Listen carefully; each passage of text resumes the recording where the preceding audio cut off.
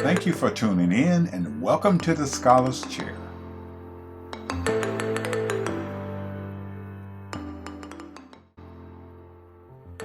Our topic this evening is how does faith and family contribute to improved education? And I just got to listen to Mr. Hawkins. He doesn't believe it should be in schools at all. The discussion is sponsored by the Interfaith Coalition of Bowie, Maryland, which is a growing organization in our neighborhood, and the Interfaith Council of Martinsville and Henry County, which is about 6 hours away from here.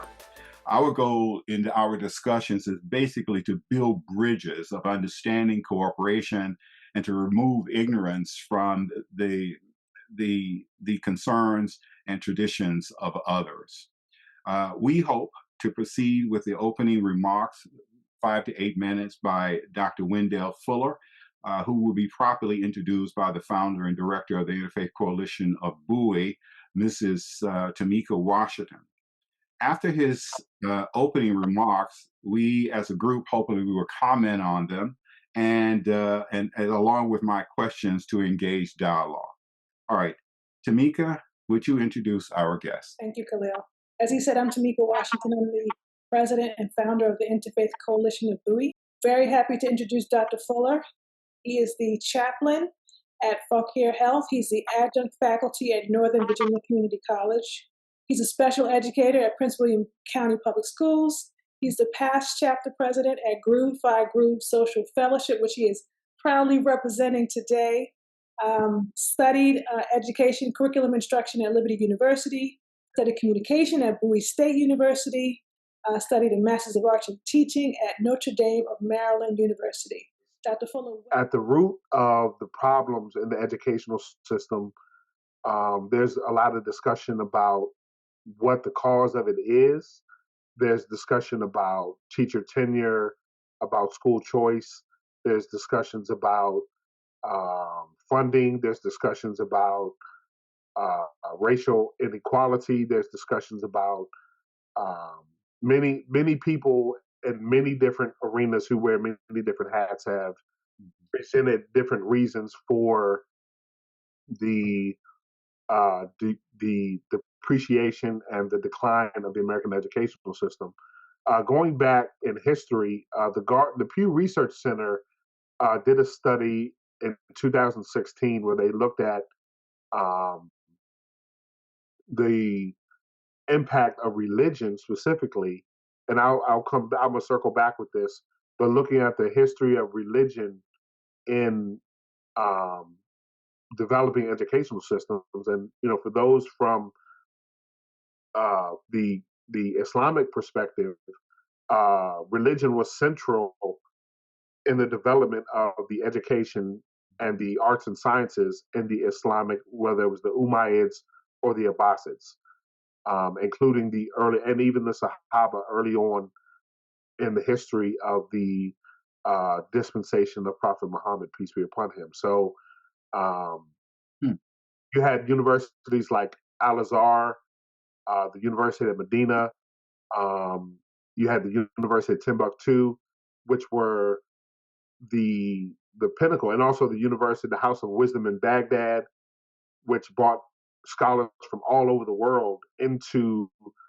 the Umayyad kingdom, from China, from Persia, from India, from Africa, and different places in order to study the arts and sciences.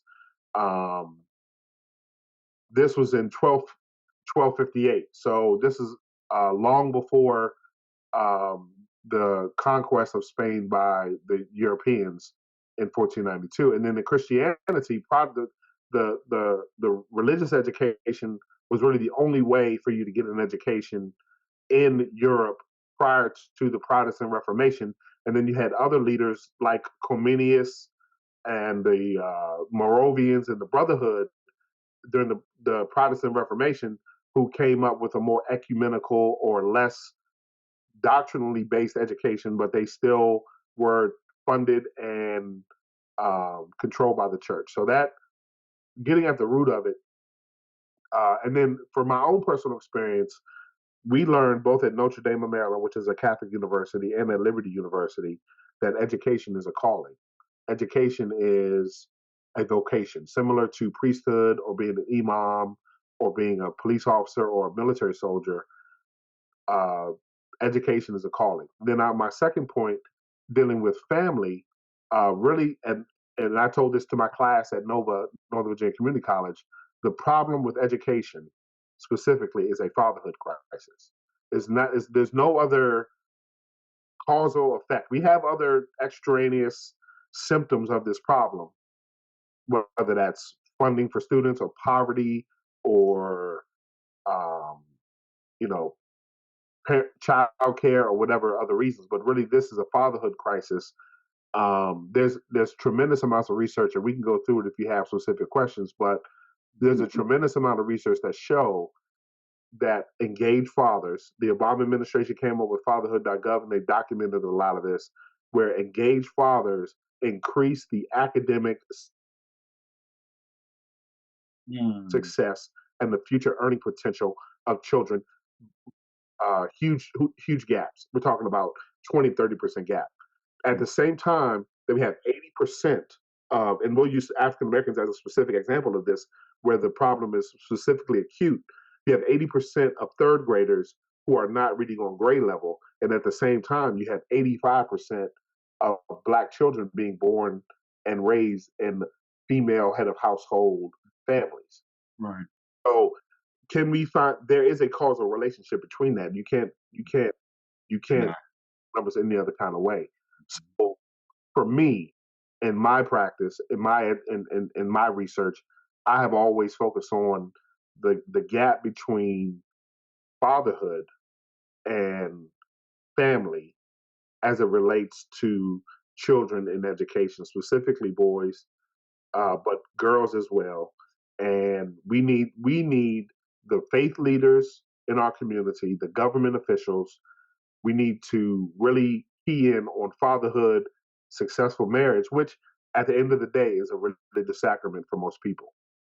It's a religious sacrament on marriage. And even if it's not marriage, we need to encourage our fathers to be more engaged in their children's lives, for mothers to be more willing to share those responsibilities with their child's father. And then at the end of the day, and I'll leave you with this about going back to the calling and religion and faith and education. There are many perspectives that are championed and welcomed in the educational arena, whether that is gender equality, whether that is Black nationalism, whether that is um, support for any group of oppressed people in society. But when religion specifically or faith traditions are introduced in education, it's a taboo. You can't talk about it. So I can have a gender equality flag on my wall as a teacher, but if I was to put a uh, universal flag of Islam on in my classroom, then that's a taboo. And it's not.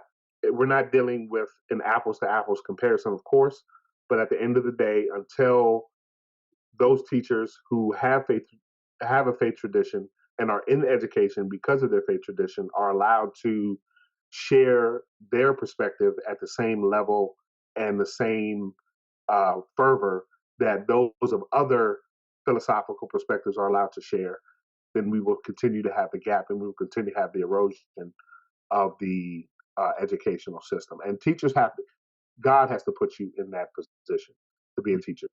You're not gonna survive as a teacher unless you really have. Um, and I'm not saying that God is the only way, right? You don't have to necessarily be a believer. You can't give a religious test, but you have to be called and specifically prepared to be in the classroom and be successful as a teacher, whether that is from a humanistic perspective or Islamic or Christian perspective.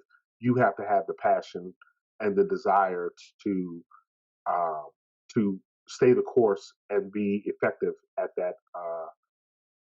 task. And I'll leave it there and wait for questions.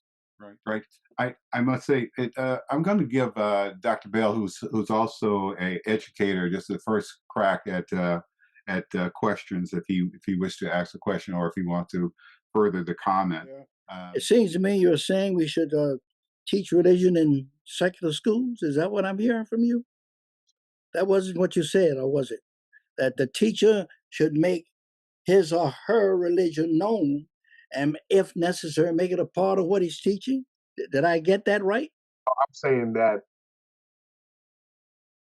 other perspectives, I mean, I think I'll quote myself here, other perspectives are championed and promulgated in the specifically the public education system, but any representation or reference to any faith tradition, whether it be this does not just include teachers, this includes students as well. Those are discouraged and suppressed. If I come into class and put up an American flag, no problem.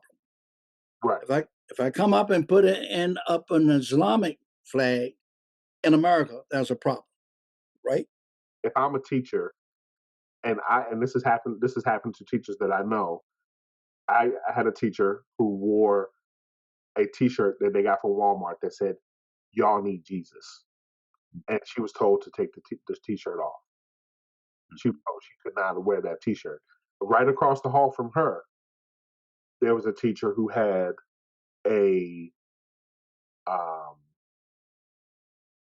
pride flag on their door. Flag was acceptable. So, like I said, we're not doing apples to apples comparison. Yeah, that's not the apples to apples comparison there. But are you basically saying that the teacher should not be hampered in letting her feelings be her social or political feelings being known even in the classroom? Because you said a lot of things, but I want to know, I'm trying to get the core of it. We're going to talk about this family, we're talking about education, and we're talking about the teacher who is the center. But let me ask you the question, and you can tell me. It should not have to be a secret that if a teacher is a Christian, that she's a.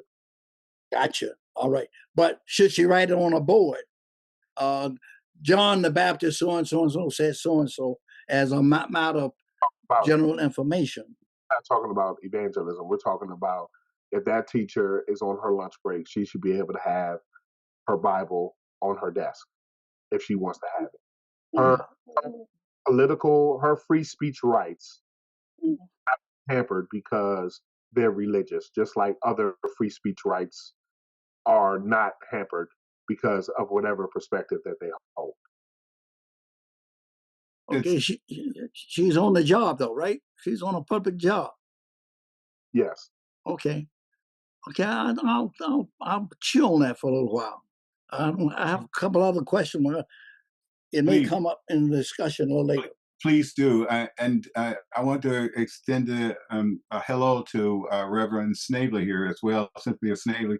Cynthia, do you have a question for our guest speaker? Or do you wish to make a comment? It's a comment, I think. I can understand a teacher being able to wear a kippah or a hijab or a crucifix. But if you're wearing a T-shirt that says, "You all need Jesus," that sounds like evangelization. Yeah. Evangelization to me. I see a difference between that. And, sure, if you're going to read your scripture, whether that's Wiccan or Islamic or whatever, on your lunch break, I think that's one thing. If you happen to be reading it as the opening exercise for your class, I think that's different. This is going in a direction I thought it was going to go. Daoud, what are your thoughts? I think that's why you have public and private schools. If you want to completely integrate your in the United States of America, which is based on the separation of church and state, no religious test, no state religion, and you want to integrate your faith, your specific faith, into the curriculum to that degree, or display it to that degree, I think then a public school is not the place to be. That you should be in a private school, some other private school, or homeschooling, which is as I as I kind of work with, I do a lot of school industry partnerships, and I've just kind of, and because of that, I'm just kind of tracking some educational trends, and I know that homeschooling is really in increasing. Um, so I don't think you can um, reconcile that level of religious expression in a public school environment. I do this every day, and I've never faced any challenge to my specific methodology for um, being open about my faith Mhm. in the public school. I've never faced any sanction or legal action or anything like that. Um, I'm not advocating for a teacher, as Reverend Snavely commented, for a teacher making the Fatiha or the Our Father or Psalms a part of their opening discussion. I'm not advocating for any specific evangelical or evangelical, and I don't mean that in the religious sense. I mean like evangelizing to any students. I'm not talking about that. What I'm talking about is Mhm. for both for students and for teachers. For We live in a public square, right? Right. We have a public school, we have public discourse, but as in my own experience, I have witnessed and I have seen that the public square, there's a limiting of public discourse when it comes to religion, but there is not a limiting. There's actually a championing of public discourse when it comes to other philosophical or non-religious perspectives. Mhm. May or may not that may or may not run counter to the prevailing culture or perspectives of even the students and families in those schools. The crisis of fatherhood, and that seems to be, I would say, a moral issue, but it's also a very practical one as well, right? The fatherhood crisis has a direct link, as you said, to the amount of literacy in our school system, and you just made that point. Is Yes. is there a way to get there um, in the school by teaching uh, the moral imperative of fatherhood in the school system? Um, I don't know that there's a way. Yes, you can. I think moral imperative. This is what I'm saying is the public discourse. Maybe Right. not in a religious sense, but definitely not in a religious sense, but Mm-hmm. ethics, right? We talk about, ethics is a branch of philosophy that um, Mm-hmm. Yeah. Yeah. many scholars, whether it's Plato or Aristotle, Ibn Khaldun, or whoever, Yeah. talked about. Fatherhood is an ethics that we as a society have uh, neglected Mm-hmm. as far as our again our public discourse. We don't. That's not a conversation that the society really focuses on. And when it comes to education, we talk about funding, we talk about school choice, whether you're right or left, you debate about it. We talk about teacher tenure, but we're not really dealing with the crux of the issue that these little boys and girls are faced with living with their mom, Mm-hmm. who is working two and three jobs, who doesn't have the emotional, and this is not a sexist thing to say this is just a thing of nature. I deal with this with my own family. My son is 16 and he's 6'5", 280 pounds. There's Mm-hmm. a certain level of discipline and compliance I can enforce with my son that my wife cannot do. Right. There's a certain level of identity that my daughter has when I take her out to Outback to eat that she doesn't get with her mother. And that crisis of fatherhood is not really talked about in the educational space. It is research, but the educators and the school systems and the policymakers, it's more of an academic argument or even a religious argument that religious institutions, the academic institutions are making, but the policymakers and the legislators are not addressing the issue. I'd like to jump in I Yes, of certainly course. agree that young men and young women should be learning about childcare and parenthood in their home economics classes within schools. I think that's quite appropriate, and I think it often does happen. But I think her literacy and her mathematics skills weren't affected by being raised as by me as a single mother.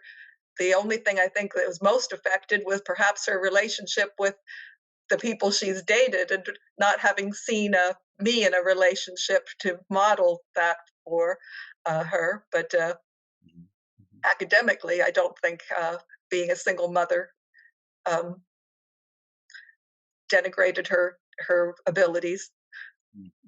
Interesting. Oh, there's Uh, research on this. yeah, Um, go right ahead. this is done by the Journal of Child and Family Studies, and it says our findings highlighted the importance of parents maintaining harmonious relationship with their spouses and being highly involved in their children's education in order to provide an optimal social environment to promote children's academic development. And this is about a 30-page study, very well sourced, done in 2019. And I found numerous studies, even here by the Guardian, which is a publication that says fathers have a quote unquote unique effect on children's educational outcomes. Says research claims children whose fathers read and play with them see a significant increase in their educational attainment. And there's also research that shows that fathers being active in the home actually increases adult earning potential down the line as well. So documented the impact that fathers play. Now, this does not take anything away from single mothers because many of us, I wasn't, my parents have been married for 55 years, but many of us, I know I have very good friends who were raised by single mothers and are very successful. I have family members, cousins who have been very successful. But in the main, on the whole, especially when it comes to the poverty, the impact of poverty that divorce brings, the impact of the impact on childcare, the impact on playtime, the impact on one-to-one attention that children are able to get in a single-parent household. On the main, Mhm, the most optimal position for a child to be in is in the home with two parents. mhm, mhm. Tamika, what are your thoughts? You like you're steaming Oh, over there. I'm not. This is a very interesting discussion. I do want to add to what Dr. Fuller is saying, though, about this discussion, thinking about it in terms of diversity and inclusion, right? So, as an interfaith leader, one of the things that I always want to make space for is an opportunity for especially young people to learn about other people's religions. It builds tolerance over time, and it certainly protects and creates a space where we are able to have a dialogue about our differences that I'm finding that doesn't always exist now, right? So, look, as an example of what we're doing in the schools, we have a program called Vacation Interfaith School, which is a play off of Vacation Bible School. Mhm, And we're in the public school. We're talking about what giving looks like in general. But each week we have a different faith leader come in and talk about what giving looks like in their faith tradition. And almost always, when these faith leaders come in, the children are asking them, "What does your faith look like? How do you?" There was a rabbi was in there. Do you speak Hebrew? Do you speak in tongues? Do you? So they're curious about how other people worship, what that looks like, what other people's faiths look like, and mhm. there's no space for that in our schools to have those conversations. Yeah. So I do think it's important to create a space for that and just make sure that we do it in a fair and equitable way because it is about diversity and inclusion and making sure we build a tolerant society. Mhm. The question I have for Dr. Fuller, you talked about programming for faith for interfaith communities. What suggested programs would you think about looking at fatherhood and building strong fathers and marriages? What should we be thinking about to build those kind of First and programs? foremost, this is something that the it predates in the lives of the children. The problem really begins with the custody and welfare system um, in most American cities and states. My father is a perfect example of this. He has uh, 18 brothers and sisters, right? His father had a previous marriage, and my grandmother was basically the other woman, and she had 11 babies by him. Um, this was in the 1940s and 50s, and he prior to that, but really it really ramped up in the 50s, 60s, and 70s, and it's been in place since then. Where if a mother if an unmarried woman is pregnant, she is incentivized by finances, housing, childcare, food, things of that nature to um, go it alone. She's incentivized to do that. So if when I got my wife pregnant, we were in college, right? And she was 21, I was about 27, 26. Um, when she went to social service, I was a lifeguard at the time. I was making $10 an hour. But she went to social services to get Medicaid and food stamps and WIC and things that she needed. The first question they asked, what's his name? What's his social security number? And she said, oh, why are you asking me that? Well, we're gonna make a custody ruling, and we're gonna put him on child support now. And I was smart enough. My father had gone through that as a child, where his mother basically had to keep his father away in order to get her benefits. So I put the benefits in my name. Didn't get as much, but I put the benefits in my name and was able to become successful later on. But the social service and the welfare system is built so that as soon as a child is conceived, there's three ways you can go. Mom and daddy can work it out, which is the best way. Second way is for her to not have the child and have an abortion. Or third, she has the child and he runs him through the court system. Most times, a young woman in an urban community or a rural community is faced with those three options, and none of them are always viable or good options. And so the incentive, what happens is you have a breakdown of the family before the family is even really get a chance to form, and it's almost like it talks about in Revelations where the dragon is waiting for the child to be born to devour her child. Situation. Yeah. Dr. Fuller, I'm going to come back. I have a question I really want to ask the entire group, but I have the experience of my own childhood being raised in a place called Henry County, Virginia, where the church communities got together and went to their homes, went to the homes of their memberships. And if they found a cohabitation of a male and female in the house that were not married, then they would take steps on encouraging them to get married and or do a legal proceeding to make sure that there was a married couple there. And they did this because in the state of Virginia at that time, cohabitated families could not vote. So they were actually trying to solve a political problem, but at the same time they had to deal with a domestic problem. I think that, and by the way, in that county to this very day are buildings that the community took upon themselves to educate their children. In other words, there was no school for African Americans at the time, so they actually went ahead and built several small schoolhouses. There's some here in Maryland as well, I noticed, and that's something that we have not built a connection to, I think, successfully at this particular point because they don't teach it in school, African American history, where this was a method of solving a problem like the poor education that our kids are getting now. And one of those things is that the community, I really don't think the community believes that it can solve the problem. And I think that they just continue to perpetuate the same problems over and over again. And that's because our educational system does not teach our kids that these problems have been solved in the past and this is how they did it. And we could do it again. Dr. Bell, you're sitting there quietly because that was your generation we're talking about.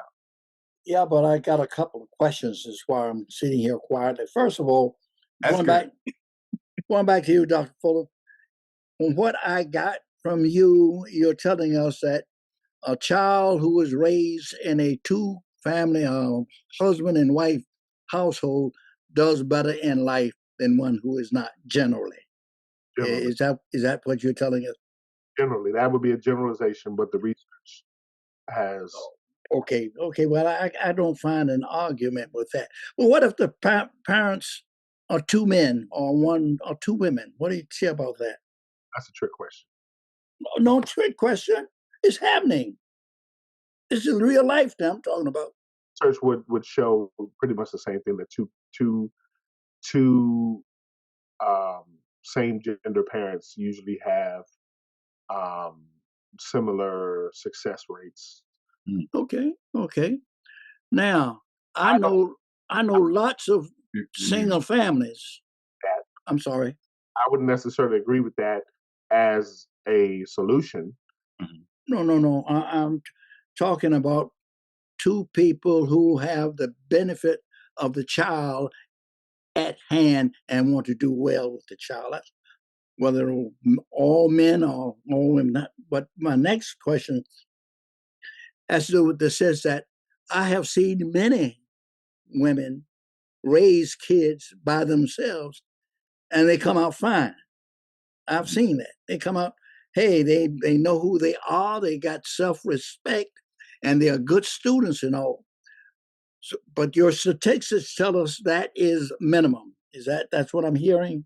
My personal experience as a teacher in I've taught from pre-K to 12th grade. That My doesn't work. anecdotal as well as my anecdotal evidence and research has shown me that those kids who um, are raised by two parents, by and large, succeed at a much higher. Mhm. I got no argument with what he said so far. Well, he's giving statistics and his own experience. Yeah, I got no argument. Daoud, what are your You're views? not saying that it's impossible No, for a single parent to successfully raise a child. You're just saying that the odds of successfully raising a child and having them be a responsible citizen and have successful outcomes is increased if there are two parents in the house. That's what you're saying, right? Yeah. go Wait, ahead. go ahead. No, go ahead, buddy. No, because I lost you for a second. You faded out for a second. I was going to tell you we couldn't hear you for a second. Go ahead. I would also say that the research, the state of Florida did a study a couple of years ago that showed that um, single fathers also a have the same level of success with raising children as two parents. Now that's a little wrinkle. I haven't borne that out my own research as much, but I do know that the study that they have cited in the state of Florida have shown that the father raising children on their own. So I think they did it with incarceration rates. They did a survey of incarcerated individuals, and the large majority of those who were incarcerated were raised by single mothers, and the minority on both fronts was those who were raised by two parents and those who were raised by single fathers. Interesting, interesting. Uh, I want to just explore with the group a little bit, a little bit of theology, and I just wanted to see what the reaction would be from this group. Um, uh, do you believe that God gave the human creature intellectual tools to make rational choices? Is basically I'm trying to get at the point that did God create the human being rational, or is this some sort of evolution that has happened, or both? Um, I'll start the questioning with anybody who wants to start. But I've been wanting to deal with that question because of the differences in theology. It seems that Christianity, particularly, does not put a lot of emphasis on the human ability to make quality choices or make choices that will prepare him or her for a positive future. They have to do another act of accepting human sacrifice or divine sacrifice, however you think about it, in order to improve yourself and to have a positive future. What are your thoughts on this position? Did God create this human being with intellectual tools to be rational? I guess I can start. I mean, just from my understanding from the Quran and the tradition of the Prophet Muhammad, peace be upon him, is that the intellect is an inherent part of the creation of human beings, and the Quran makes various arguments about the existence of one God and one governance system in the universe. And one of those evidences is for human beings to look at the creation and look at the order in the creation, and to as proof that there must be some kind of operating system that came from, the argument is from one being, Allah. You know what I mean? So from a my understanding, from a Muslim perspective and a Quranic perspective, the intellect is a part of the creation, and the Quran actually specifically calls on people to rationally um, verify for themselves the existence of one In God. Universalist tradition, you would find people who come from both sides and saying that it's all evolution, others that would say it's from given by God, and many who would say it's some of both, connected necessarily to education, but to the public square. Recently, here in Florida,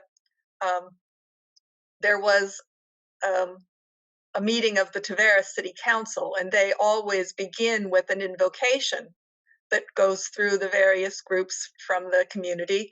Well, it was the turn of the Free Thought Society to give the invocation.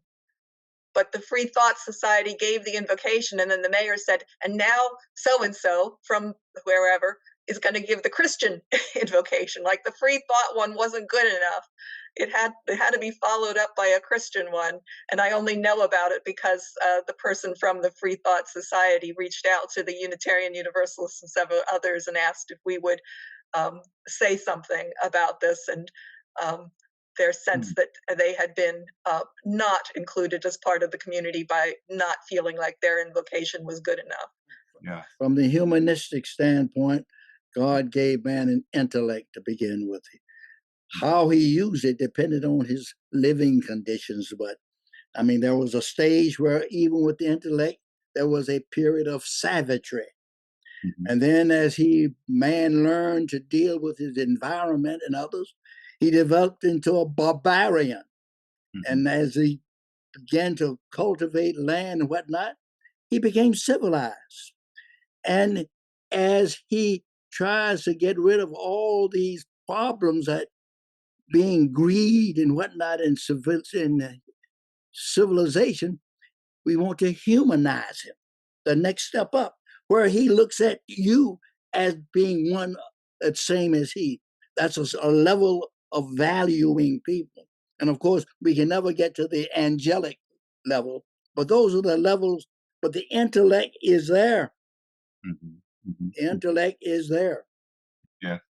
It's interesting. There is a lot of people who actually think that the human being, they would not put that kind of dignity on the human being. They think he should be treated more like a savage than anything else. Tamika, what are your thoughts? Dr. Bell said, I believe that when God created man, that we did have an ability to sort of understand, depending on our surroundings, understand what was happening to us. So it really is about how we navigate through this world and how we interact with each other.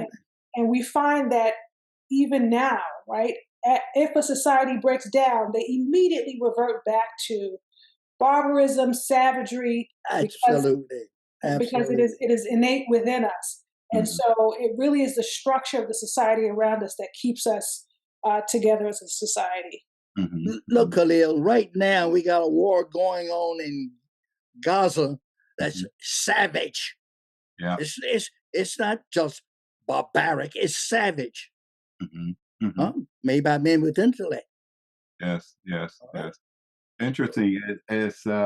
Well, I kind of in a very difficult way, but it's going to do it anyway. It leads me to my next question, and that is, what is the difference between faith and the acquisition of knowledge, Dr. Fuller? Because you must have had this kind of statement or discussion in your policymaking in your schools, there, or in the schools, or someone may have offered it to you in writing. They must have made a difference between faith and the acquisition of knowledge. I'm actually, me and my son are having this debate now. Good. You know, we're having this debate. He's 16 and he's a lot smarter than me, but he doesn't really always have the context that I have when it comes to my faith. He doesn't have. He hasn't buried nobody. He's never broken a bone. He's never money for a bill. He's never had that context. So the conversation that I've had with him is that you have belief, right? You believe something is true. You perhaps suppose something is true. You're told, okay, um, Prophet Muhammad, peace be upon him, or Jesus, peace be upon him, or whoever did X, Y, and Z, and this was the story of their life, and you read it in the Bible, in the Quran, and you say, okay, I accept it. Yeah, it's true, it happened.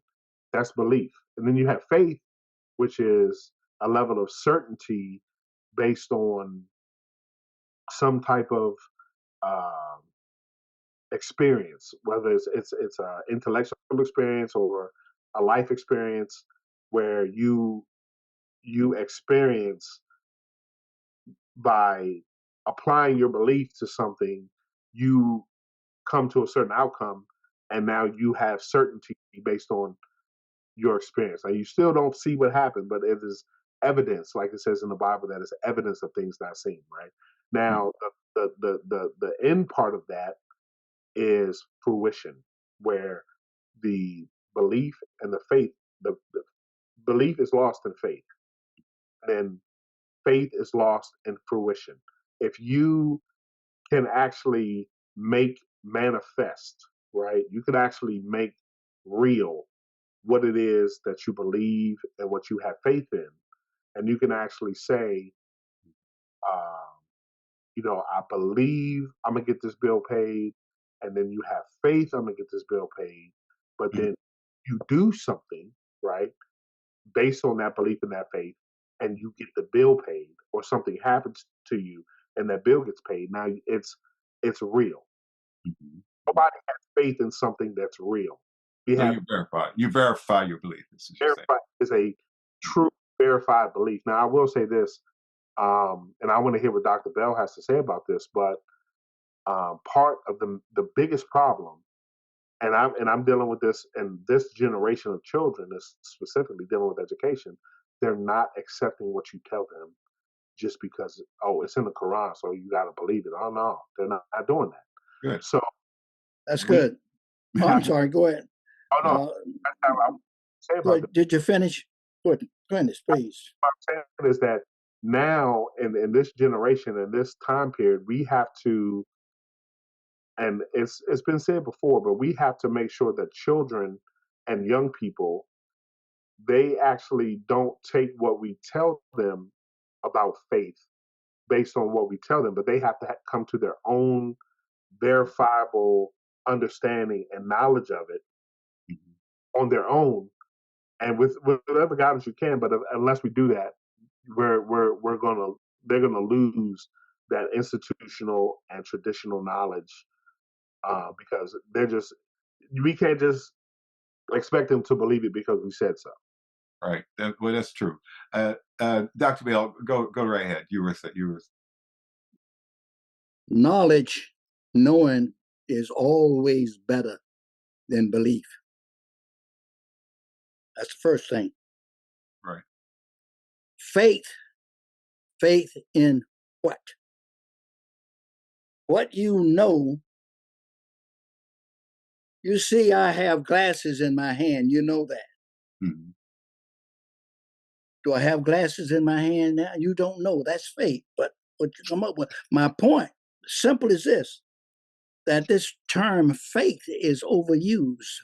Now, the other day, the gentleman asked me, was I a man of faith? I said, no, I'm a man of hope and of love and respect. The thing you got to understand is that education has at least two purposes, at least two. One is to discipline the intellect so you can perform some duty to your society.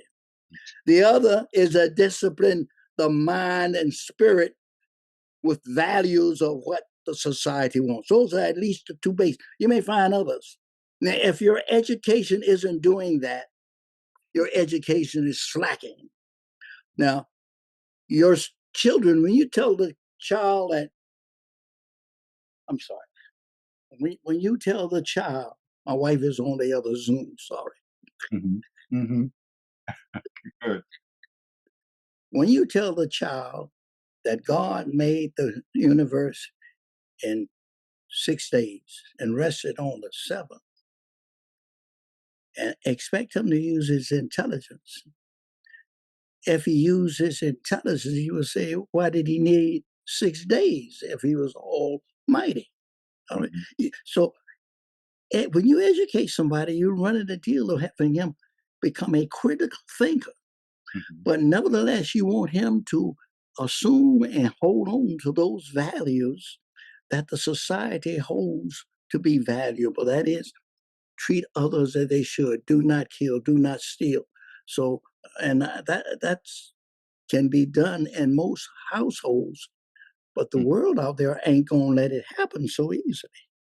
Right, right. I think that's correct. The world is going to give us challenge everywhere we go. Knowledge is a verifiable belief. Daoud, do you agree with that statement? Knowledge is verified belief. Not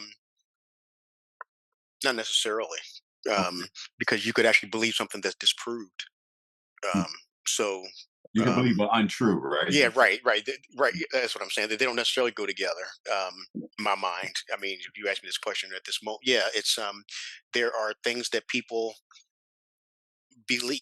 Yeah, and yeah, and that's where people run into problems. I mean, this is where you get to cognitive dissonance, right? Where the belief about something is different than the actual knowledge, evidence, proof that's verifiable. You know, Right. the so-called knowledge of the inferiority of some racial groups over others, or superiority of some racial groups, or the belief about things that women can't do because they're women. You know, that are refuted by other by proof. You know what I mean? So I don't necessarily accept that. That it is a tension, yes. Yeah, it can be, Definitely. but it doesn't. But it doesn't have to be. Got you. That Cynthia, you you've been dealing with reason and faith for a long time. Um, do you agree with the idea that knowledge is verifiable belief? Well, I think knowledge is broader than that. I think knowledge as verifiable belief could be, knowing the result of a math equation, but knowledge as to self-knowledge, I don't know that that's verifiable generally in like an algebra equation is. Myself within myself, but can I prove that? I think that's a knowledge that can't necessarily be verified. Hmm. Yes, there is a conflict in Islam when the or method in Islam where if you read something in the Quran and it doesn't agree with a scientific proof, one of the two are wrong. And your struggle is to find a way to to clarify it or bring harmony between the two, right? This and that is it's what Muslims argue about all the time. There's no question about that. But I wanted to give you a chance to talk about that because I know that that the UU's have been dealing with reason in the faith tradition, in your own faith tradition for a long time. What is reason in your faith tradition? How it's a tool for what? It's a tool for everything. I was raised in the United Methodist tradition before I became a Unitarian Universalist. In the United Methodist tradition, they talk about a four-legged stool: scripture, tradition, reason, and experience. I'd say once I became a Unitarian Universalist, it was more like the two-wheeled bike. Reason and experience were there, and scripture and tradition had to be evaluated by reason and experience. Yeah,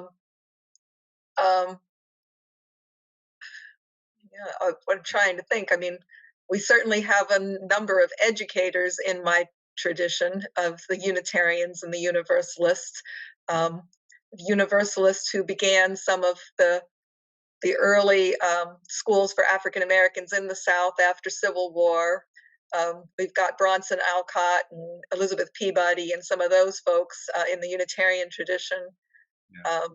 So definitely educators, and I think educators who were very interested in helping children discover things for themselves, not to teach the lecture, not to teach rote, not to teach memorize this, but to teach you how to think critically yourself. Interesting. I want to kind of get everybody's thought on the last question that we'll be able to answer in 5 minutes, and that is should Americans teach religion in school, even if you did it in an interfaith way? Should Americans teach religion in school? Tamika, I'll let you start off since you're on the first picture here. Absolutely, right. And I was just talking about this. If it's in an interfaith way, right? Because really the concept behind that is to build tolerance of other people's differences. Right now, we see a rise in anti-Semitism. We see a rise across all religions where people are being attacked because of their beliefs. And it's because that people don't know. So they're making assumptions about what Islam is, what Christianity is, what Judaism is. So there has to be a place for kids to learn about other faiths that they're just not getting. They're not getting at home. They're certainly not getting it in their own faith traditions, right? So there has to be a place where we can teach that in the public square. Interesting. Dr. Fuller. We already do. We already do teach religion in schools. Okay. I teach World History 1 in the Commonwealth of Virginia at a high school here. We teach, we start off with Chinese religions. We start off with ancient Egypt and their faith tradition. We deal with the Persians, the Chinese, Hinduism, with Greco-Roman mythology. We deal with Roman religion. We deal with Islam. We deal with Christianity. We deal with Judaism. We deal with all of the major prophets, whether that's... What class is this? World History 1. Work History 1. In Virginia? World History 1. Oh, World History. Gotcha. World History. Okay. You're teaching religion as a culture, as a historical culture. And we teach about all of those, and every school district it's going to look different in every school district, but each school district throughout the country, for the most part, has a history class both at both the elementary, middle, and high school level, where they survey world religions as a cultural and historical phenomenon. Dr. Bell, what are your thoughts exactly? Should we teach religion in school? Well, teaching religion, I think he is saying no. If you want a short answer, no. You shouldn't teach religion in school. the culture, somebody said we've got religious people fighting all over the world. You're going to have them fighting in the classroom. All right. You don't want to go there. If you want religion to know about the Muslims, then you go to take your child there to learn. But the culture is not to pay you to teach religion. I'm not going to pay my taxes for the purpose of teaching religion. Now, you can disguise something as the history of Casablanca, the history of Africa, but you're going to give me a course on Methodist Church, the Catholic Church history? Yeah. For what? I don't need that. I don't need that. I don't want to pay for it. And it's going to have a bad influence because it's going to rive the kids up right in school. They're not going to wait till after school to fight each other. Yes. Well, should we have war because of religion, Daoud, because we taught religion in school? I'm sorry, say that question again. I say, you think it's necessary that we have war if we teach religion in school? Oh, so we said it's necessary. You're saying, will that be the result if we teach religion in school? Exactly. Okay, all right. I'm sorry, I want to make sure I understand the question. Well, Wendell, Dr. Fuller took my answer.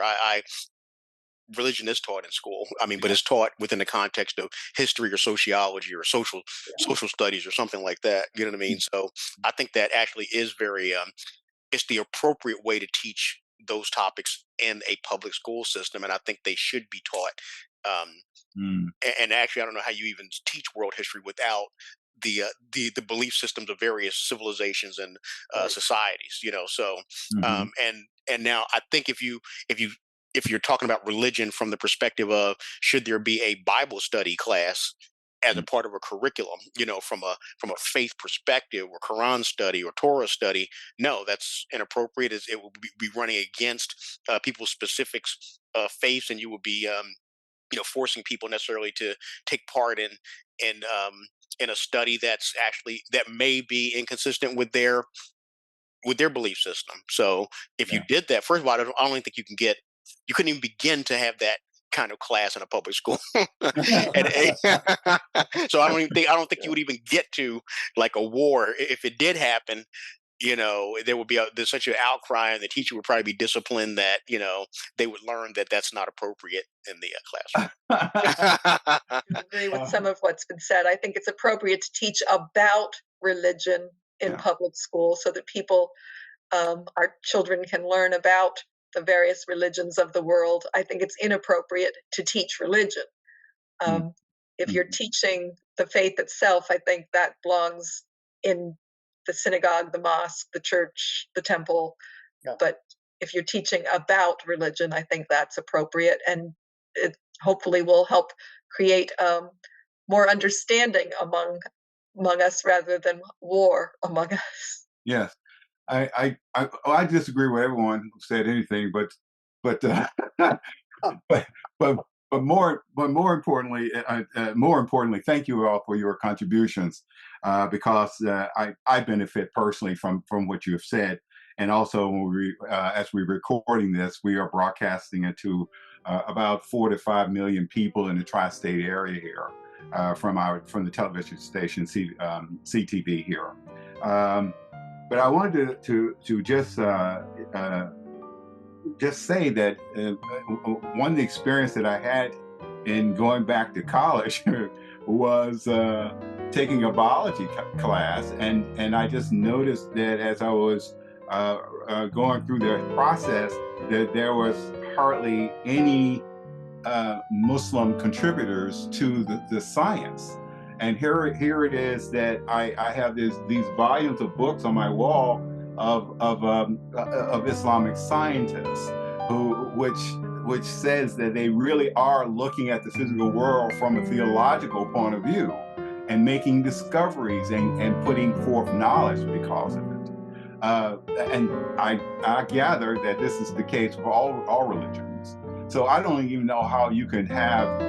I mean, I could understand that you don't have a course for just teaching religion. I can understand that completely, but definitely make it clear of the theological contributions to the particular sciences